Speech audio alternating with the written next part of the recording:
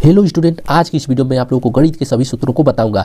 जैसे मान लीजिए आयत का सूत्र, वर्ग का सूत्र, समानांतर चतुर्भुज, क्षेत्रफल किसे कहते हैं, परिमाप किसे कहते हैं, त्रिभुज किसे कहते हैं, इसको पूरे डिटेल से बताऊंगा। तो आप लोग इस वीडियो में बने रहिए, पूरा समझ में आ जाएगा। तो यहाँ पर देखिए, पहला है आयत। आयत को इंग्लिश में रेक्टेंगल बोलते हैं। इसका सूत्र समझते हैं। सबसे पहले इसका परिभाषा समझते हैं फिगर सहित, उसके बाद इसका सूत्र जानेंगे। तो इसका परिभाषा होता है वह चतुर्भुज जिसकी आमने सामने की भुजाएं समान हो तथा प्रत्येक कोण समकोण 90 अंश के साथ विकर्ण भी समान हो। यहाँ पर देखिए फिगर से समझते हैं। तो यहाँ पर देखिए आयत यानी रेक्टेंगल का फिगर बन गया है। यहाँ पर देखिए वह चतुर्भुज जिसकी आमने सामने की भुजाएं समान हो। यहाँ पर देखिए इसकी आमने सामने की भुजाएं समान है। अगर मान लीजिए यह 5 सेंटीमीटर का है तो यह भी 5 सेंटीमीटर का ही होगा, और यह 3 सेंटीमीटर का मान लीजिए है तो यह भी 3 सेंटीमीटर का ही होगा। अब आगे देखिए प्रत्येक कोण समकोण 90 अंश का होता है। तो यहाँ पर देखिए प्रत्येक कोण, यहाँ पर देखिए ये 90 अंश का बन रहा है कोण। यहाँ पर भी 90 अंश का ही कोण बनेगा, और यहाँ पर भी 90 अंश का ही कोण बनेगा, और यहाँ पर भी 90 अंश का कोण बनेगा, यानी प्रत्येक कोण 90 अंश का रहेगा। अब आगे देखिए इसके साथ साथ विकर्ण भी समान होते हैं। यानी विकर्ण किसे कहते हैं, यहाँ पर देखिए जो ये इसी को विकर्ण कहते हैं। ये एक यह विकर्ण हो गया, एक यह विकर्ण हो गया, इसमें 2 विकर्ण बनेंगे। तो जितना इसका लंबाई होगा उतना ही इसका भी लंबाई होगा। तो इसीलिए यहाँ पर लिखा गया है विकर्ण भी समान होगा। तो यह भी समान है और यह भी समान है, दोनों बराबर ही होगा।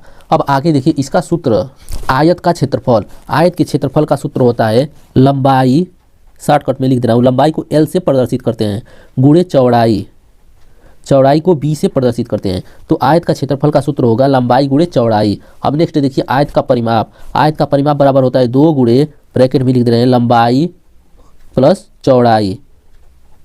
तो आयत का परिमाप का सूत्र होगा 2 लंबाई प्लस चौड़ाई। अब आगे देखिए कमरे की 4 दीवारों का क्षेत्रफल। तो इसका सूत्र होगा 2 गुणे लंबाई प्लस चौड़ाई गुणे ऊंचाई होगा। कमरे की 4 दीवारों का क्षेत्रफल बराबर 2 गुणे लंबाई प्लस चौड़ाई गुणे ऊंचाई होगा। आयत तो हो गया। अब यहाँ पर वर्ग का सूत्र यानी परिभाषा अच्छे से समझते हैं। तो वर्ग का परिभाषा होता है उस चतुर्भुज को वर्ग कहते हैं जिनकी सभी भुजाएं समान, प्रत्येक कोण समकोण हो। आइए इसको फिगर से समझते हैं। तो ये है वर्ग यानी स्क्वायर का चित्र। तो यहाँ देखिए लिखा है उस चतुर्भुज को वर्ग कहते हैं जिनकी सभी भुजाएं समान। यहाँ पर देखिए जिनकी सभी भुजाएं, ये चारों भुजाएं समान होती हैं। अगर मान लीजिए यह 2 सेंटीमीटर का है तो यह भी 2 सेंटीमीटर का होगा, और यह भी 2 सेंटीमीटर का होगा, और यह भी 2 सेंटीमीटर का होगा, यानी चारों भुजाएं समान होगी। अब आगे देखिए वह प्रत्येक कोण समकोण हो। समकोण आगे बताया हूँ कि समकोण कोण को उसको बोलते हैं जो 90 अंश का होता है। तो यहाँ पर देखिए यहाँ पर भी 90 अंश का कोण बनेगा, और यहाँ पर भी 90 अंश का कोण बनेगा, और यहाँ पर भी 90 अंश का कोण बनेगा, और यहाँ पर भी 90 अंश का कोण बनेगा। इसी को वर्ग यानी स्क्वायर बोलते हैं। अब आगे देखिए इसका सूत्र। यहाँ पर देखिए वर्ग का क्षेत्रफल, वर्ग के क्षेत्रफल का सूत्र होता है भुजा का स्क्वायर, यानी भुजा का 2 बार गुणा कर देंगे तो वर्ग का क्षेत्रफल निकल कर आ जाएगा। यहाँ पर मान लीजिए देखिए यहाँ पर 2 दिया है, इसी को भुजा बोलते हैं ना। तो यहाँ पर 2 दिया है तो 2 का गुणा 2 बार कर देंगे, 2 का स्क्वायर कर देंगे तो क्षेत्रफल निकल कर आ जाएगा। अब आगे देखिए वर्ग का विकर्ण। तो वर्ग का विकर्ण बराबर भुजा होता है। अब आगे देखिए वर्ग का परिमाप। वर्ग के परिमाप का सूत्र होता है 4 गुणे भुजा का स्क्वायर, मतलब भुजा का स्क्वायर करके उसमें 4 से गुणा कर देंगे तो वर्ग का परिमाप निकल कर आ जाएगा। आई होप कि आप लोगों को वर्ग अच्छे से समझ में आ गया होगा। अब चलिए नेक्स्ट समझते हैं। अब यहाँ पर है समानांतर चतुर्भुज। अब समानांतर चतुर्भुज के बारे में समझते हैं। तो समानांतर चतुर्भुज का परिभाषा होगा जिस चतुर्भुज की सम्मुख भुजाएं समानांतर व समान हो वह समानांतर चतुर्भुज कहलाता है। तो यहाँ पर देखिए इसका आमने सामने की भुजा बराबर है, इसी को समांतर चतुर्भुज बोलते हैं। आगे देखिए समानांतर चतुर्भुज के विकर्ण परस्पर एक दूसरे को समद्विभाजित करते हैं। एक विकर्ण समानांतर चतुर्भुज के 2 समान त्रिभुजों में बांटता है। तो यहाँ पर देखिए यहाँ पर एक विकर्ण खींच लेंगे तो यहाँ पर देखिए यहाँ पर 2 त्रिभुज बन जाएगा। इसी को यहाँ पर अच्छे से लिखा गया है। अब आगे देखिए इसका सूत्र, समानांतर चतुर्भुज का क्षेत्रफल। तो समानांतर चतुर्भुज का क्षेत्रफल बराबर होता है आधार गुणे ऊंचाई। आधार में ऊंचाई का गुणा कर देंगे तो समानांतर चतुर्भुज का क्षेत्रफल निकल कर आ जाएगा। आगे देखिए समानांतर चतुर्भुज का परिमाप। तो समानांतर चतुर्भुज का परिमाप बराबर होता है 2 गुणे आसन्न भुजाओं का योग। समानांतर चतुर्भुज का परिमाप बराबर 2 गुणे आसन्न भुजाओं का योग होता है। अब देखिए नेक्स्ट है समचतुर्भुज। तो इसका परिभाषा होगा उस समांतर चतुर्भुज को समचतुर्भुज कहते हैं जिसकी सभी भुजाएं समान हो तथा विकर्ण परस्पर समकोण पर समद्विभाजित करते हो पर कोई समकोण न हो, उसे समचतुर्भुज कहते हैं। अब आगे देखिए है क्षेत्रफल। तो क्षेत्रफल के बारे में अच्छे से समझते हैं। तो यहाँ पर देखिए क्षेत्रफल को समझते हैं। सबसे पहले परिभाषा क्षेत्रफल का, तो किसी समतल आकृति द्वारा घेरा जाने वाला स्थान अथवा आकृति को सीमाओं के अंदर धरातल का परिमाप उसका क्षेत्रफल कहलाता है। क्षेत्रफल का मात्रक वर्ग इकाई होता है। जैसे देखिए यहाँ पर किसी आयत की लंबाई बराबर 4 सेंटीमीटर दिया हो और इसका चौड़ाई बराबर 6 सेंटीमीटर दिया हो, तो तब यहाँ पर देखिए तब आयत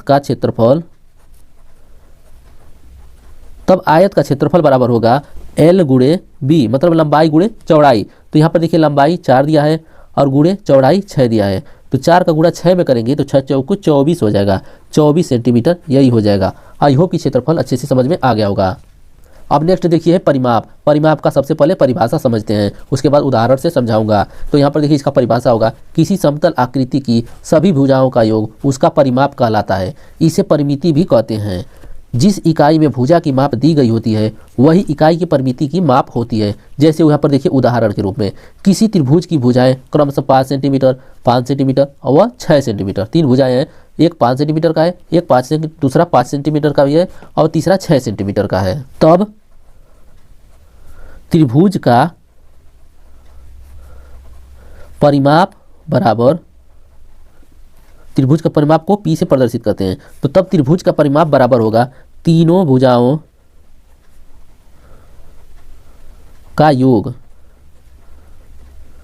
तो तीनों भुजाओं का योग, यहाँ पर देखिए 3 भुजा है तो पहला 5 सेंटीमीटर है, योग मतलब जोड़ होता है, दूसरा भी 5 सेंटीमीटर का ही है, तीसरा 6 सेंटीमीटर का है। तो इसको जोड़ेंगे तो 5 5 10 हो जाएगा और 10 6 16 हो जाएगा, 16 सेंटीमीटर हो जाएगा। आई होप कि परिमाप भी समझ में आ गया होगा।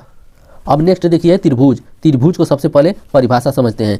3 भुजाओं से घिरी हुई आकृति त्रिभुज कहलाती है। जैसे यहाँ पर देखिए इसको ही त्रिभुज बोलते हैं, किसी तरह आप बना देंगे इस तरह या इस तरह, यही त्रिभुज बोलता है। जिसके 3 भुजा होते हैं उसको त्रिभुज बोलते हैं। तो यहाँ पर देखिए अच्छे से समझिए, 3 भुजाओं से घिरी हुई आकृति त्रिभुज कहलाती है। इनमें 3 कोण होते हैं। यहाँ पर देखिए एक कोणिया हो गया, एक कोणिया हो गया, एक कोण हो गया, 3 कोण होते हैं जिसका योग 180 अंश होता है तथा किन्हीं 2 भुजाओं का योग तीसरी भुजा से अधिक होता है। तो त्रिभुज का क्षेत्रफल बराबर सूत्र होता है, त्रिभुज का क्षेत्रफल बराबर 1/2 गुणे आधार गुणे ऊंचाई। तो त्रिभुज का क्षेत्रफल बराबर होता है 1/2 गुणे आधार गुणे ऊंचाई। मैं उम्मीद करता हूं कि सभी का परिभाषा और सूत्र अच्छे से आप लोगों को समझ में आ गया होगा। अगर कोई भी दिक्कत हो आप लोगों को तो कमेंट बॉक्स में कमेंट जरूर कीजिए कि मुझे सर ये दिक्कत है, आप प्लीज़ सही से फिर से बताएं, तो मैं आप लोगों को फिर से बताऊंगा। तो आज के लिए बस इतना ही, मिलते हैं नेक्स्ट वीडियो में। धन्यवाद।